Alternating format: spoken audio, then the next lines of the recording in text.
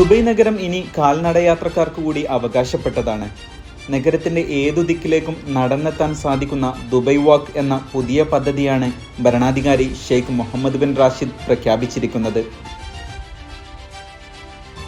പരസ്പരം ബന്ധിപ്പിക്കുന്ന 6500 കിലോമീറ്ററിലധികം നടപ്പാതകൾ നഗരത്തിൽ ഒരുങ്ങും. പുതുതായി 3300 കിലോമീറ്റർ, നിലവിലെ 2300 കിലോമീറ്റർ പാതകളുടെ നവീകരണം എന്നിവ 2040 പൂർത്തിയാകും. 2040 ശേഷം 900 കിലോമീറ്റർ നീളത്തിൽ അധിക നടപ്പാതകൾ കൂടി നിർമ്മിക്കും. 110 കാൽനട പാലങ്ങളും ടണലുകളും നിർമ്മിക്കും. 112 കിലോമീറ്റർ നീളത്തിൽ വാട്ടർ ഫ്രണ്ട് റൂട്ടുകളും 150 കിലോമീറ്റർ ഗ്രാമീണ പർവ്വത കാൽനടപ്പാതകളും പദ്ധതിയുടെ ഭാഗമാണ്.